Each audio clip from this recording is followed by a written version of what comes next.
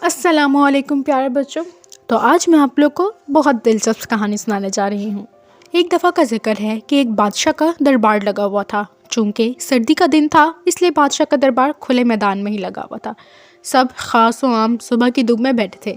بادشاہ کے تخت کے سامنے ایک میز تھی اور اس پہ کچھ قیمتی اشیاء رکھی تھیں. اسی وقت ایک شخص آیا اور دربار میں داخلے کی اجازت چاہی. بادشاہ نے اجازت دی تو اس نے کہا، میرے پاس 2 اشیاء ہیں. میں ہر ملک کے بادشاہ کے پاس گیا ہوں اور اپنی اشیاء کو بادشاہ کے سامنے رکھتا ہوں، پر کوئی فرق جان نہیں پاتا. تمام ہار چکے ہیں اور میں ہمیشہ کامرانوں اور کامیاب ہو کر لوٹتا ہوں. اب آپ کے ملک میں آیا ہوں. بادشاہ نے کہا، کیا اشیاء ہیں؟ تو اس نے دونوں اشیاء بادشاہ کے سامنے میز پہ رکھ دی. وہ دونوں چیزیں دکھنے میں بالکل ایک جیسی تھی. ان کی جسامت، ان کا رنگ اور ان کی چمک، ہر چیز ایک دوسرے کی نقل تھی. بادشاہ نے جب چیزوں کو دیکھا تو اس نے کہا، یہ دونوں تو چیزیں بالکل ایک جیسی ہیں. تو اس شخص نے کہا، جی ہاں، دکھائی تو ایک سی ہی دیتی ہیں لیکن ہیں مختلف.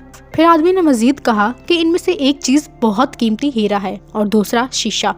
بظاہر تو یہ دونوں ایک سی ہیں لیکن ان کو آج تک کوئی جان نہیں سکا کہ کون سا ہیرا ہے اور کون سا شیشہ.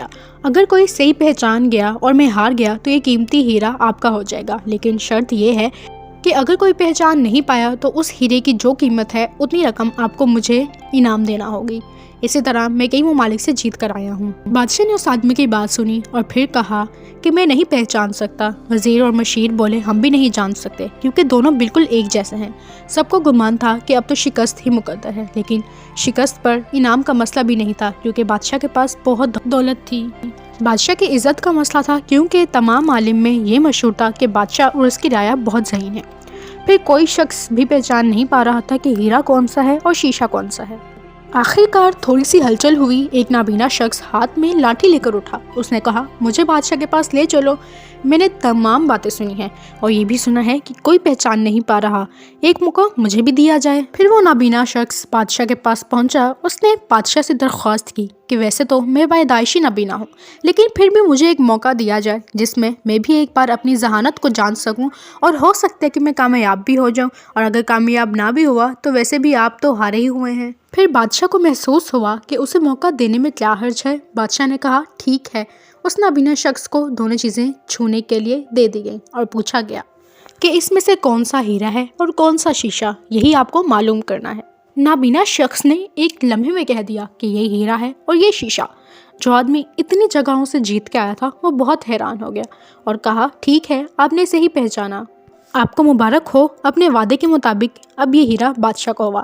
تمام لوگ بہت حیران ہوئے کہ ایک نابینا شخص نے کیسے جان لیا کہ اصل ہیرا کون سا ہے، اور سب نے یہی سوال اس نابینا شخص سے کیا. اس نابینا شخص نے کہا کہ سیدھی بات ہے، دھوپ میں ہم سب بیٹھے ہیں. میں نے دونوں کو چھو کر محسوس کیا. جو ٹھنڈا رہا وہ ہیرا، جو گرم ہو گیا وہ شیشہ. سب نے نابینا کی بات سنی اور بادشاہ سمیت سب نابینا سے بہت متاثر ہوئے اور بادشاہ نے وہ ہیرا نابینا کو دے دیا. تو پیارے بچوں، ہم نے اس کہانی سے یہ سبق سیکھا ہے، اسی طرح زندگی میں جو بھی شخص سخت اور مشکل حالات میں بھی گرم ہو جائے اور حالات کا سامنا نہ کر سکے وہ شیشہ ہے، اور جو مشکلات میں بھی ٹھنڈے مزاج اور صبر سے کام لے وہ ہیرا ہے.